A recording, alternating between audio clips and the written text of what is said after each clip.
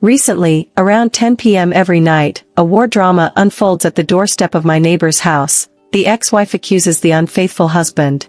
It's really punctual, within a 5-minute window, and driven by my inherent gossip spirit, I lie on the door, carefully verifying the details.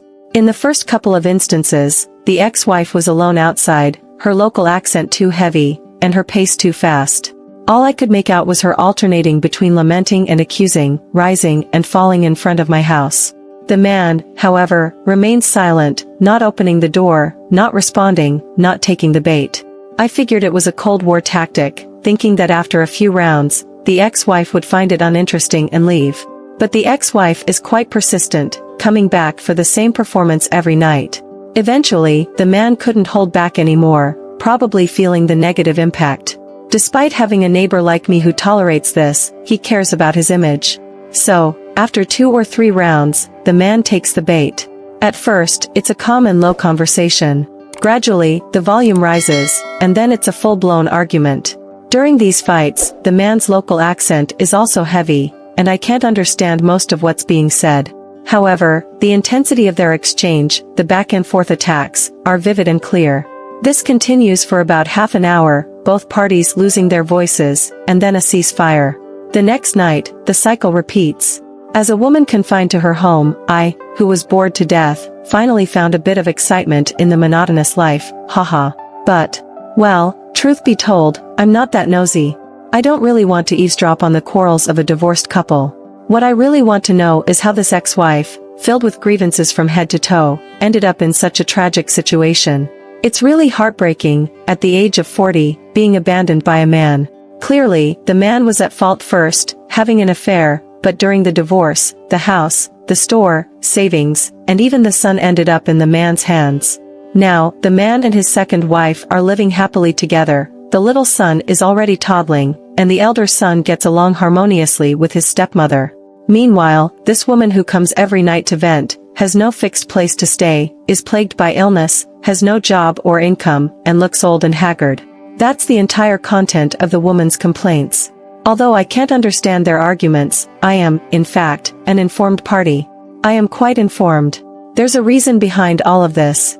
Half a year ago, one afternoon, the woman knocked on my door, wanting me to help her make a call to a local TV station, to complain about her ex-husband's heartlessness. I couldn't assist for various reasons. I couldn't find the host's number, and I didn't want to meddle in others' affairs. However, during that conversation, the woman spoke Mandarin, and she took the opportunity to confide in me about her grievances with her ex-husband. So, I became an informed party. Listening to her story, I couldn't help but sigh. How much hardship must have filled a woman's mind to sacrifice herself to this extent? Honestly, I wouldn't be able to do it even if I were beaten to death. But she did it. Therefore, her situation is truly pitiable. To be honest, setting aside other things, my impression of the man in the neighbor's house is actually quite good. Initially, because we bought and renovated our houses around the same time, living door to door, we inevitably discussed renovation issues. Even though I'm quite the homebody, I got to know him. The first impression is not bad. The man is around 1.8 meters tall, well-built, with a square face, thick eyebrows, and big eyes. At that time, he was around 35 or 6 years old, a prime age for a man. He usually wears sportswear, and the brands are decent. The only thing, his demeanor is average, and in his speech and behavior, you can somewhat tell that his cultural literacy might not be too high. He seems to belong to the group that surrounds and successfully occupies the city from the rural areas. This was quickly confirmed when I discovered that the man had a store at the entrance of a shopping mall I often visited, selling a certain brand of cosmetics. There were several lively young girls working in the store. Once, I bumped into him at the entrance, and he warmly greeted me, generously waving his hand, telling me to pick anything I liked. Fortunately, I'm the type who doesn't wash her face for 3 days and hasn't touched makeup in half her life, so I probably wouldn't have been swayed by that gesture. But you could see that the man's personality is not bad, at least he's not stingy. Moreover, he loves sports. If I happen to take an early stroll in the neighborhood after a few days, I'm sure to encounter the man running in circles, wearing a tank top and shorts when the weather isn't too cold, muscles on his thighs and arms bulging. It could make a slightly flirtatious woman secretly swallow her saliva. At that time, his ex-wife was still by his side. She wasn't ugly either, tall and slim, with short hair, looking quite capable. Just that she lacked grooming, dressed in a plain and dull manner. Their son was around 12 or 13 at that time, a handsome young lad. Back then, they bought a large apartment, and in this area, it was the most expensive. Even I, as a numerical idiot, could figure it out by counting on my fingers. Their economic situation shouldn't be too bad. After the renovation was complete, when the house had been exposed to sunlight for a while, I moved in. The man's family had already moved in a few days before me. That's how we officially became neighbors. Becoming real neighbors, we didn't have much interaction. One reason is that I'm a homebody, rarely leaving the house. Another is that our daily routines don't align, making it difficult to run into each other, even if I do go out. We might not see each other for 10 days, half a month, or even longer. On the other hand, I occasionally encounter the refined young lad from his family in the elevator. He studies at a nearby prestigious high school, doesn't talk much, blushes when he smiles, and has facial features resembling his dad. It's not an exaggeration, I've watched him grow taller like bamboo shoots in the elevator, from middle school to high school, reaching around 1.9 meters. During this period, the boy's parents divorced. One day, as I was leaving to throw out the trash, I happened to meet the man and a young woman entering the elevator. The woman was quite young, maybe around 23 or 24, with an apple-shaped face and fair skin, not particularly trendy but moisturized. Moreover, she had a large belly, at least 6 or 7 months pregnant. When the man entered the elevator, he considerately supported the woman. I was momentarily stunned. The man greeted me, and I smiled back while still feeling bewildered. It was evident that the two were openly coming and going together, indicating a formal relationship. In other words, the man not only got divorced but also had a child with his new partner during these years when I was diligently staying at home. However, my surprise was brief. After all, it's someone else's business, and such situations are common nowadays. Nothing unexpected or extraordinary. I closed the door and continued with my own life. Until half a year ago, the man's ex-wife knocked on my door, emotionally sharing the details of the situation. I tried to stop her, not wanting to actively involve myself in such gossip, but I couldn't prevent her. She insisted on not leaving until she finished speaking, seemingly a bit obsessed at that moment. So, she poured out her tragic story, and I, in return, offered my sighs. There was a bit of sympathy, but very little. I couldn't help but unkindly think that, in the end, it's not so much that the man is scum, it's more that the woman's saintly nature exploded, enabling the man's scumminess. She just didn't love herself enough. Your thoughts align quite closely with mine. This once loving couple got married at the tender age of 18 or 19, dissatisfied with the poverty in their rural hometown. After marriage, they moved to the provincial capital to make a living. Initially, they worked for others in a hair salon. The woman, being skillful and quick to learn, soon became capable on her own. They borrowed money to open a small storefront and started their own salon. At that time, hairstyling was just hairstyling, without much extravagance. They earned money through their craftsmanship, which was quite challenging. The woman did the hairstyling, and the man handled the finances, making ends meet. In the beginning, to save money, the couple worked during the day and slept on the floor in the shop at night. Later, when the woman became pregnant, they managed to rent a storage room to live in. In short, it was a myriad of hardships, bitter moments, and mutual dependence. Despite the challenges, according to the woman, she never felt wronged by the man. She provided him with the best food and clothing, willingly pampering him. She found joy in spoiling him. Slowly accumulating some savings, they expanded to a larger storefront. The hairstyling business also prospered, especially with the introduction of perming and coloring services, making their earnings much faster than before. Later, the man wanted to start his own venture. With the money, he became an agent for a certain cosmetics brand, opening a store on a busy commercial street and becoming his own boss. The woman was even happier than the man. She was the type who felt it was her duty to pamper her man. However, she always believed firmly that such efforts would be reciprocated with the same affection. In return, she expected a lifetime of mutual care and gratitude from her son. Yet, when things started to get better, a new lover entered the picture. This new lover wasn't just anyone, she was the woman's distant niece. While they weren't extremely close in terms of blood relations, they were not too distant either. Hence, the woman decided to interfere, bringing her niece from the rural hometown to live with them. The woman thought that it was a waste for her young and beautiful niece to be left in the countryside, so she took her in, hoping she could have a brighter future. In this matter, the woman once again showcased what she perceived as her kindness. She not only provided her niece with a job but also allowed her to live in their house. After all, family is family. However, the niece didn't appreciate her generosity. Instead of merely staying in their house, she ended up in the woman's bed, directly taking away her man. Collapse, right? If it were me, besides considering grabbing a big cleaver and chopping off this pair of unfaithful individuals, I would definitely ensure the man leaves with nothing. Whether who is right or wrong doesn't matter anymore. This damn thing can't be judged in terms of right or wrong, even if chopping them up is just to vent frustration. However, she didn't. She endured it.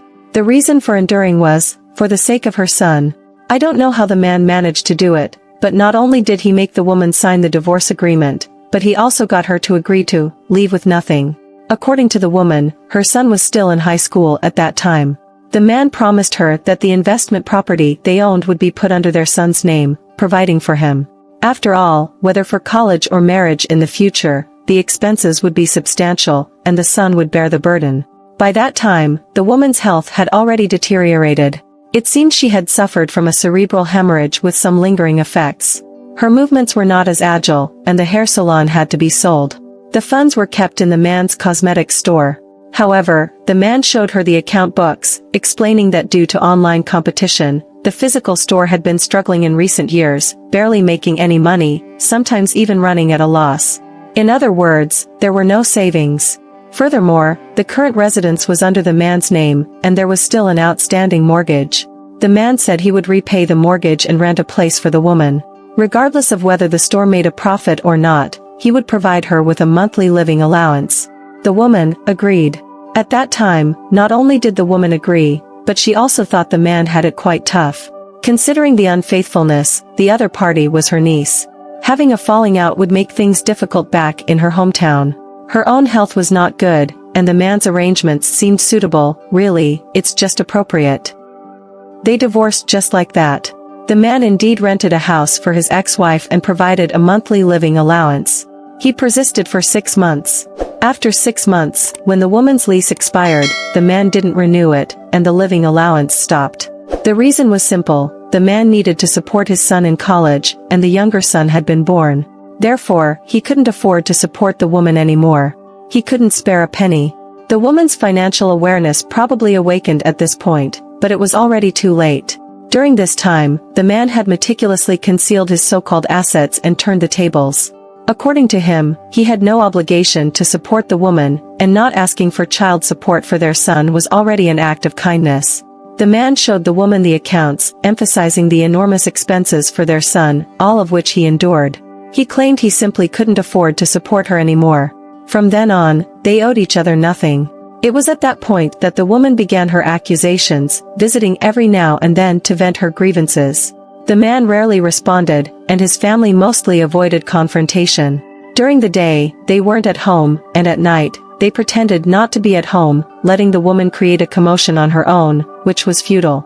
In the most intense period, the woman called the emergency number, reported to the media, and sought assistance from various hotlines, depicting a story of a heartless and unfaithful man. It didn't solve any problems. The woman's health was already fragile, and the continuous torment of resentment and hatred accelerated her aging. What she found most difficult to accept was that after all the sacrifices for the man and their son, she couldn't retrieve anything, neither the man, nor the son, nor the life security that should have belonged to her, including her health. What she held in her hands was only this intangible resentment.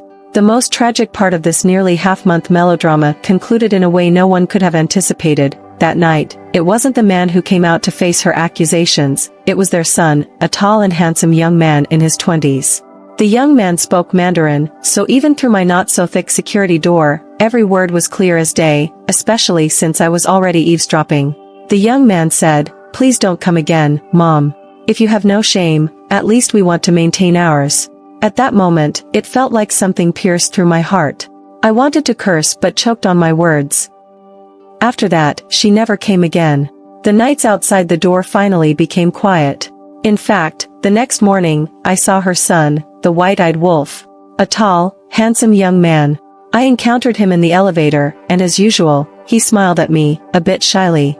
I knew that after his parents' divorce, he chose to stay with his dad and got along well with his young stepmother. Several times, I saw him playing with his younger brother in the community space, and both seemed happy.